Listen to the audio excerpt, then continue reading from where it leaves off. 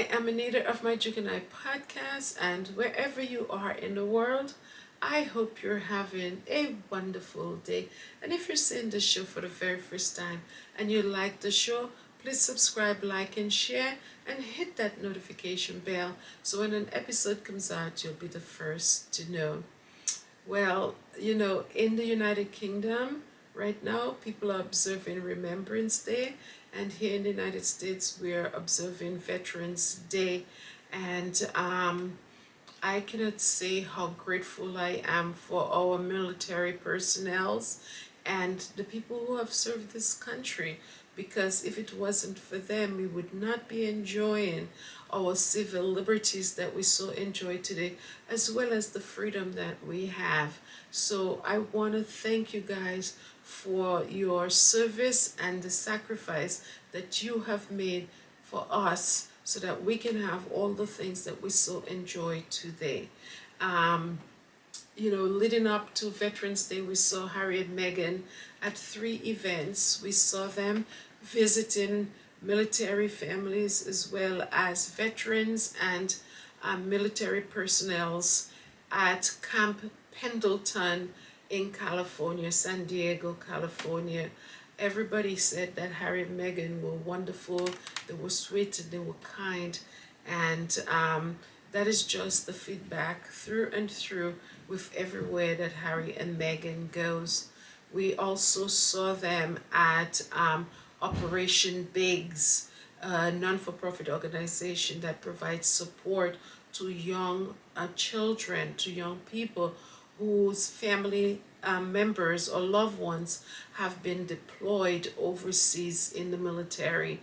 So they serve as mentors to these young people. I know how hard it could be. All of a sudden, you had your family member, your mom, your dad, or you had some loved one that you were close to, that you were able to talk to and, sort of like brainstorm and solve your problems with, and all of a sudden they go away and you no longer have that support. So it's nice to see that Operation Biggs is there and can step in and provide that support, that mentorship that young people need. I always go back and I always say the frontal lobe here of the brain, it takes 25 years to develop, and it is the part of the brain that deals with rational decision. And that's the reason why people, or in general, human beings, the children tend to stay very long in the home and the parents raise them for a long time, because that frontal lobe here, it takes a long time to develop. And when you see people doing irrational things, like children, for example, is because this is still in its developmental stage. So that's the reason why Operation Biggs is very crucial, especially for young people, because they need that type of support. They need that type of guidance. So Operation Biggs, good. I'm happy that Harry and Meghan is definitely spotlighting that organization, as well as bringing awareness and amplifying and shining a light on that organization, because they're doing wonderful things for young people. Also too, we saw Harry and Meghan participated in the opening of a Navy SEAL facility out in San Diego as well. That facility is almost like a rehabilitation center where, veterans as well as current in-service personnel go and get rehabilitation for whatever injuries they have, whether it's something that is physical, whether it's mental, whether it's cognitive. And one of the things that the CEO of the Navy SEAL Foundation said, her name is Robin King. She was the lady next to Harry and Meghan cutting the ribbon in the opening ceremony that they had. One of the things they said about Harry and Meghan is that they were really prepared when they came to the facility. They had done their research. They were very nice, they were kind, they were receptive to, talking to everybody in the facility. They also, were asking questions. And it's not a surprise at all because, anybody who knows Harry and Meghan, they really do their research because when they go somewhere, they are truly invested in the organization that they're visiting. They're truly interested in the organization. They're not just going because they want to go, unlike the narrative that is out there. They truly do their research and they go, and that says a lot about Harry and Meghan, because when you go somewhere and you have the knowledge about, whatever that organization is, you can actually have a meaningful conversation with the people that are there, as well as, you can, brainstorm and come up with solutions to problems that they're trying to resolve as well. So it just pays to do your research when you go somewhere. Unlike the last time I saw Kate, she went somewhere and I think it was in a Muslim center, and she was reaching out to shake the man's hand. Clearly, you do not do that. They have their cultural things that they do. They shake the men's hand, but they do not shake the women's hands. So they do their research. They're well prepared and they're invested.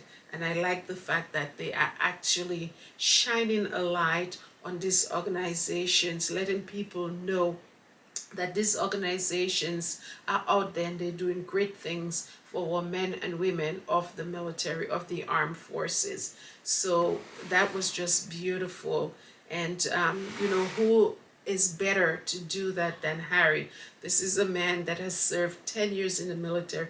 This is a man that has a lot of experience. Look at what he puts on. He puts on the Invictus Games, every year, and it is just stunning to see how so many people from so many countries come together, and they live with so much. They live with so much skills to take care of themselves, whatever that it is that is, preventing them from, fulfilling their goals. They live the Invictus Game, which is a huge family with so much skills to help themselves as they carry on their journey in life. And you can see when they finish participating in those events, you could see how happy they are. You can see how they feel relieved. You can see how hopeful they are. So I think if anybody should be shining a light and invested, or participating in those types of round tables that Harry and Meghan are engaging in, is Harry, because he understands what they're going through because of his experience in the military, one, and the fact that he has this huge family around him, the fact that he's interacting with, all of these individuals, thousands of them, and he can see firsthand what they're going through. The lady at the center said Harry was asking, about the veterans and the people who come to the facility. He was asking about their cognition, their mental health, and so on.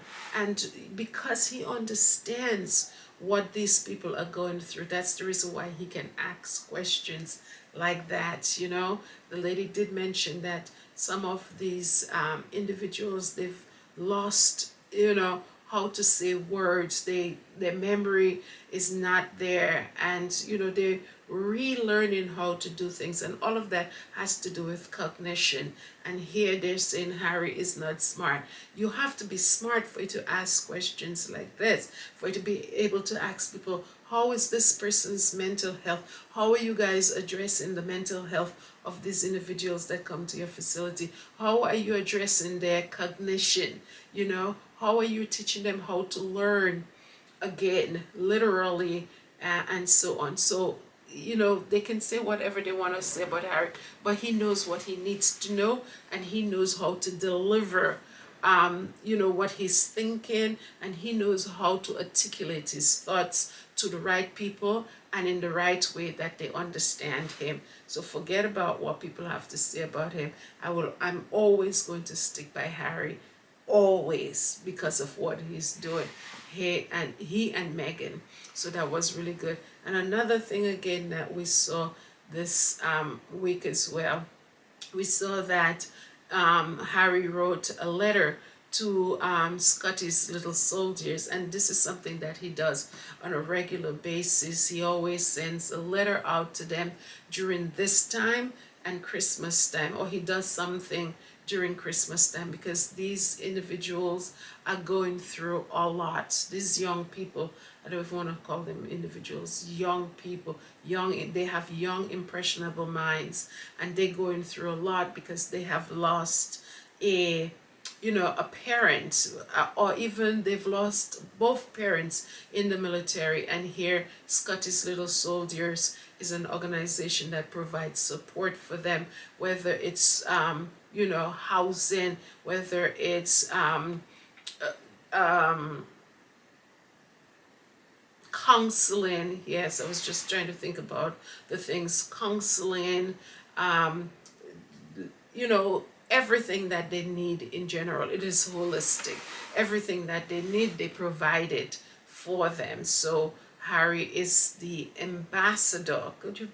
Yeah, that's a nice word. He's an ambassador for Scottish Little Soldiers, and I think by being the ambassador for Scottish Little Soldiers, he is going to definitely shine a light on what they're doing, and no doubt more people are going to take notice, and they will be able to raise more funds for these young people who have lost their parents in the military. So that is just beautiful. And the letter, I'm telling you, was so emotional. And you could not have chosen somebody, better for this role than Harry. This is somebody that have experience in the military, as I said, and this is somebody who has had loss. He lost his mother at a very young age, so he knows what grieving is all about. He knows what these young people are going through. So there's nobody that could represent Scotty's Little Soldier better than Harry. And as I was saying that, I was just thinking about the fact that Harry and Meghan visited these 3 facilities this week.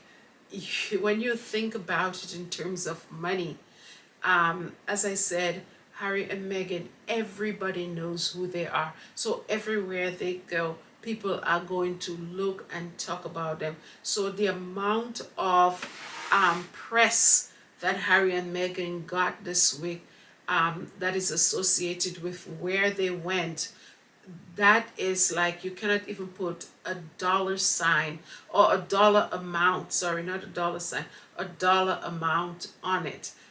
It's just like advertisement for those 3 places. And yes, so it's just a win-win for everybody that is involved with these organizations. And now the kicker here now, oh yes, I wanted to talk about the puppies. The puppies pin that Harry and Meghan have been wearing. A lot of people jumped on them for wearing those pins, but I think what people are failing to understand is that Harry is from the United Kingdom. He has spent most of his life in the United Kingdom. He's only in the United States for a couple of years. And when you leave your country, you don't leave the memories behind. You take them with you. So the fact that Harry is wearing his puppy pin, and Meghan is wearing a puppy pin on the, here in the United States, a lot of people are up in arms and carrying on about that. But if you're a person who is remembering, veterans, you don't choose, you don't remember them where you are. You remember them for the rest of your life. If this is something that you have done traditionally, you will remember them for the rest of your life, regardless of where you are. So I don't understand why people have so much negative things to say about Harry wearing this pin here in the United States. It's just crazy, and it's just people just grasping at straws, literally. They have nothing else to say. Harry and Meghan are doing wonderful things. They're carrying on with their, their service, and the, a lot of people cannot handle it. They thought Harry and Meghan was going to be lost here. They thought that they would never find their way. And now that they're doing what they're doing, people have a problem with it. You just cannot win. So that's why I just say Harry and Meghan should just continue doing whatever they're doing, because they will never be able to please everybody. So they just should just continue their lives, period. So yeah, and Meghan had this beautiful sweater with poppies on it. It was just gorgeous on the first engagement that she was on at Camp Pendleton. It was just beautiful sweater with poppies on it, very thoughtful, and that's what people should look at. Not trying to knock Harry and Meghan down at everything that they do. So the next thing also too is that Harry had a huge victory, a couple of days ago, because, in March we saw him in England, and he had gone to the pre-trial of his espionage case against the publishers of the Daily Fail, A&L, Associated Newspaper Limited, I think that's what they call A&L, and the the judge came back and said that the trial can proceed. A&L wanted to, to stop the trial from proceeding. They wanted it thrown out of court because they were saying the statute of limitation had expired. And, but the judge says, no, they did not prove that it was expired. And Harry's case and the rest of the other plaintiffs' case can proceed. I believe Elton John, Doreen Lawrence, Elizabeth Hurley, and another individual, Sadie Frost, is part of that action lawsuit against the publishers of the Daily Fail. So the judge said that that case can proceed, so they're going to try that case when, I don't know when. Also, we saw Harry was in court on the witness stand during the summer, and that case also is going to, they're going to deliver a verdict on that case very soon. Don't know when, but it is coming, and I strongly believe that Harry is also going to be victorious in that case. So let us keep our fingers crossed, and let us keep praying that we get a positive verdict in favor of Harry when the hearing, when the ruling comes out. Yes, so yes, and there's this crazy other case with Samantha, Samantha Markle, that's going after Meghan, but she will soon learn that she's wasting her time, and she can find better things to do with her time than to be trying to drag Meghan in court. And clearly her case is baseless and meritless. I don't know what is wrong with her. She just keeps allowing people to put her in situations to embarrass herself. So yes, the case is, there's going to be some type of hearing. I don't know what it's going to be. I'm not really paying much attention to it. Since we were talking about cases, I just decided to mention that. What else again that I wanted to talk about? So out in England, during, I think it was at the Royal Albert Hall in London, two statues were put up, one for the Queen and one for Prince Philip. So I have to look more into it, but it looks like they're huge statues of both of them, and they're on display at Royal Albert Hall in the United Kingdom. I'll look more into it. And yes, another thing again I saw two YouTubers, crazy YouTubers, decided to go and harass Harry and Meghan in Montecito. They didn't go to their place. What they wanted to do initially is to take some of their followers and go out there and Montecito.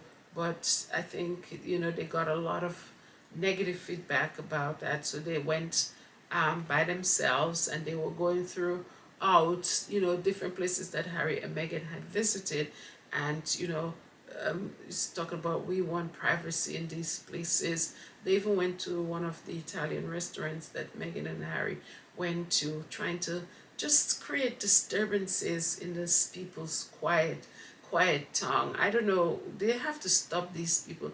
It's one thing to be on Twitter and social media and to be on YouTube talking smack about Harry and Meghan, but when you leave your space and then you go to these people's region, you go into their space, it's another thing. And they should arrest these people. I say they should clearly arrest them. It's dangerous. It's just not good.